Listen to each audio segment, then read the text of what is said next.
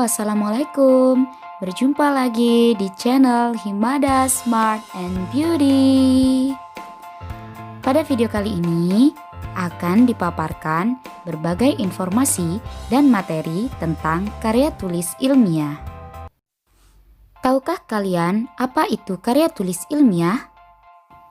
Karya tulis ilmiah adalah sebuah teks atau tulisan yang disusun dengan memperhatikan prinsip-prinsip yang berlaku di dalam cara-cara berpikir ilmiah, yaitu cara atau metode berpikir yang sistematis dan logis.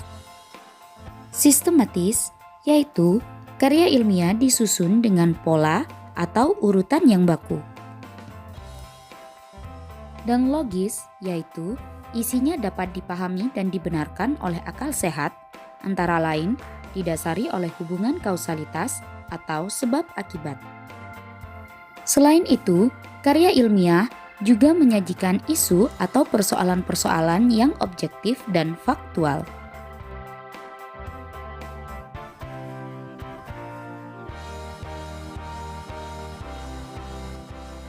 Karya ilmiah mengutamakan aspek rasionalitas dalam pembahasannya.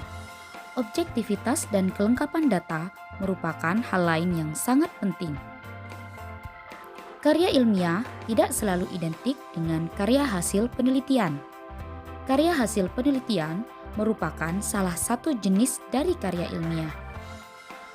Ragam tulisan yang berkategori karya ilmiah dapat berupa artikel, makalah, laporan, skripsi, dan tulisan-tulisan sejenis lainnya.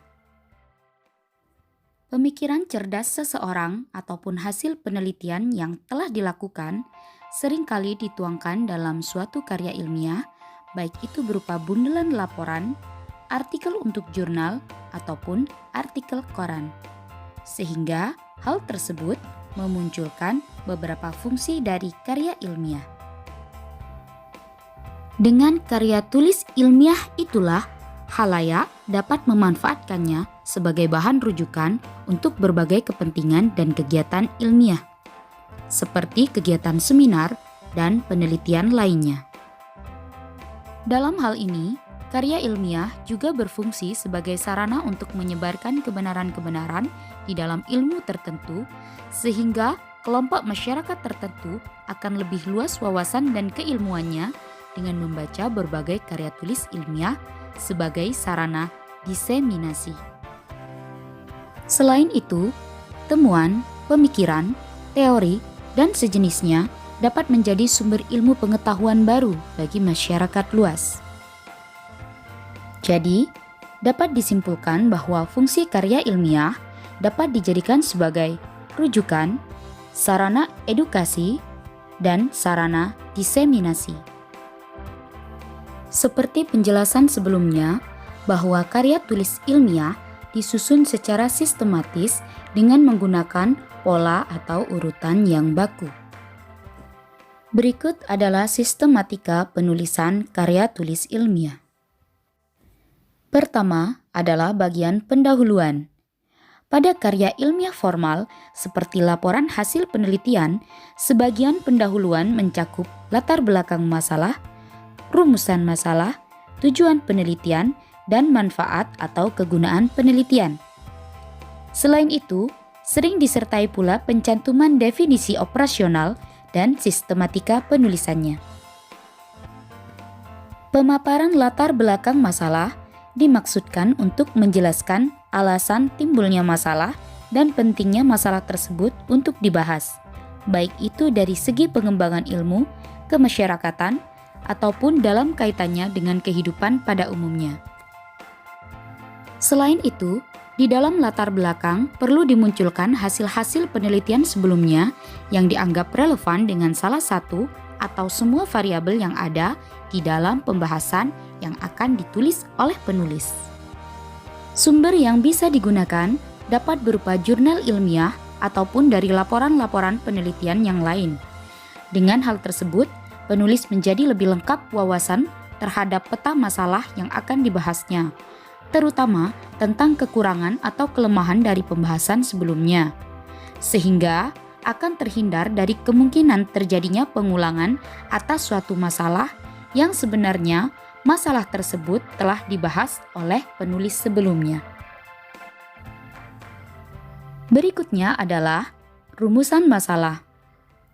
Pengajuan masalah sangat diperlukan dalam karya ilmiah berbentuk laporan penelitian. Dalam karya ilmiah seperti laporan penelitian, penentuan masalah merupakan langkah pertama yang perlu dilakukan. Sementara itu, dalam bentuk-bentuk karya lainnya yang berjenis makalah atau karya ilmiah populer yang lebih dulu dirumuskan adalah tema atau topik karya. Masalah merupakan persoalan yang dianggap membingungkan oleh penulis.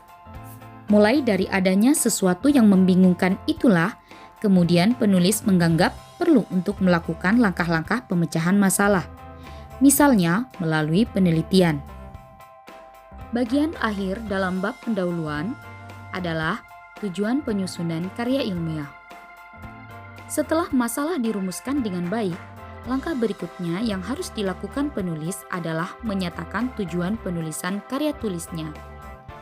Pada umumnya, tujuan ini berupa tujuan penelitian, yaitu berupa pernyataan mengenai ruang lingkup dan kegiatan yang akan dilakukan berdasarkan masalah yang dirumuskan. Setelah itu, dibahas kemungkinan manfaat atau kegunaan penelitian yang dapat dipetik. Bab berikutnya setelah bab pendahuluan adalah bab landasan teori. Bab landasan teori seringkali disebut sebagai bab kerangka teoritis atau juga kajian pustaka.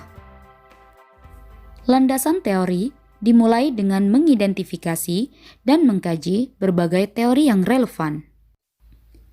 Selain itu, dalam landasan teori juga dilakukan pengkajian terhadap penelitian-penelitian yang telah dilakukan oleh penulis lainnya.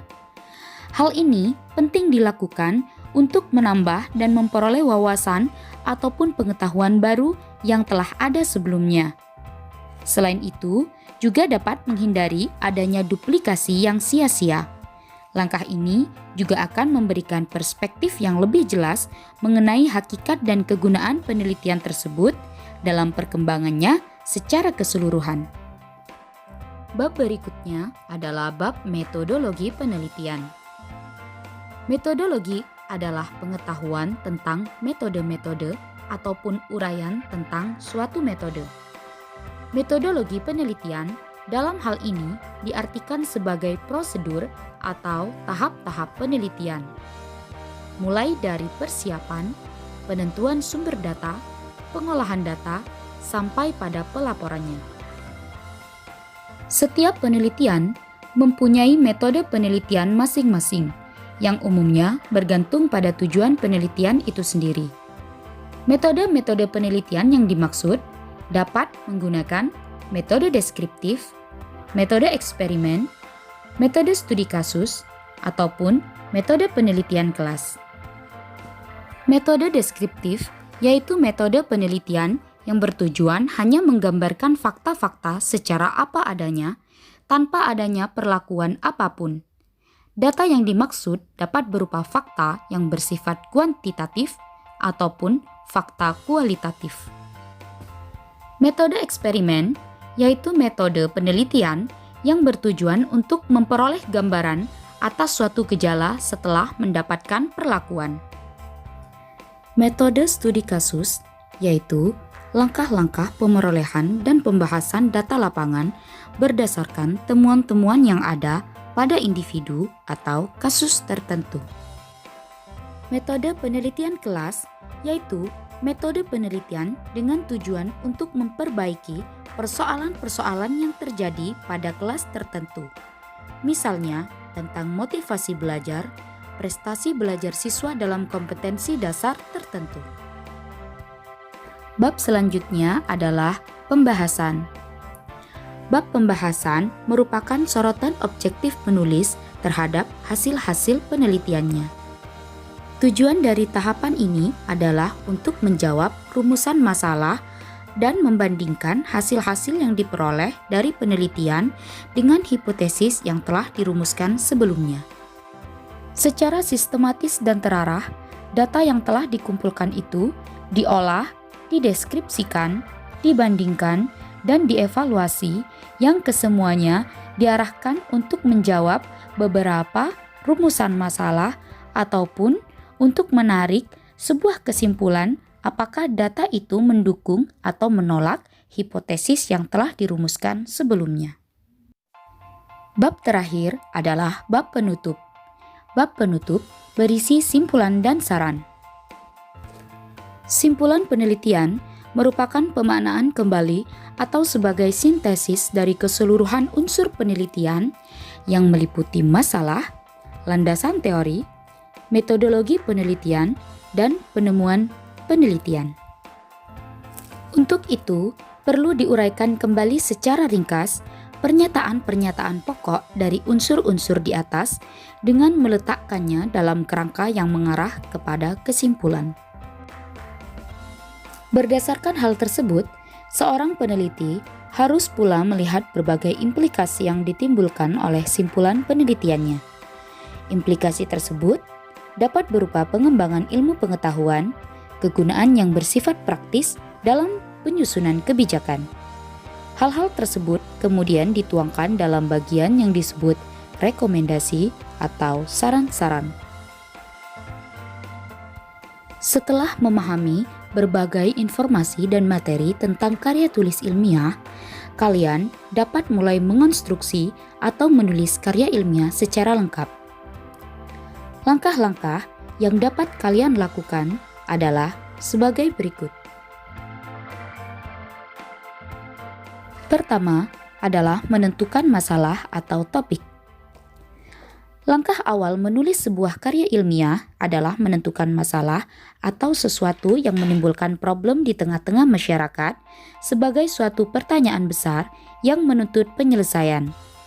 Adapun masalah yang dipilih haruslah menarik, dikuasai, aktual, dan ruang lingkupnya terbatas.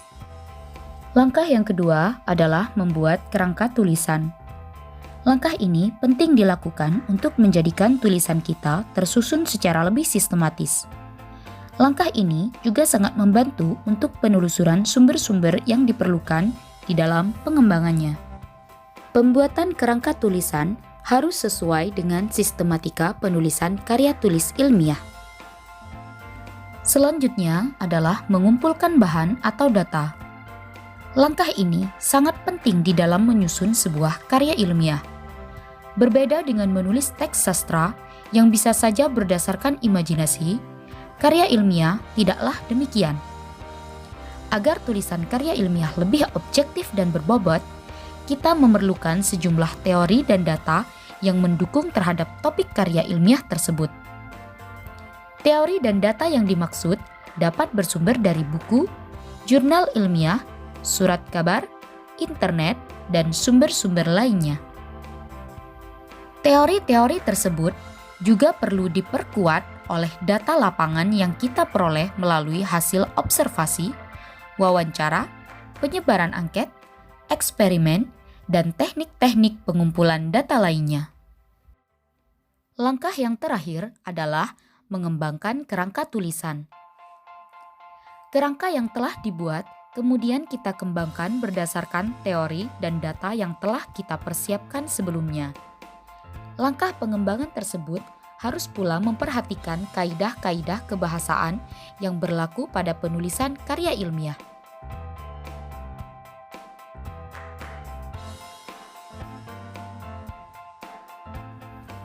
Kaidah kebahasaan dalam karya ilmiah adalah aturan-aturan penulisan atau penggunaan bahasa yang perlu diterapkan dalam menulis karya ilmiah.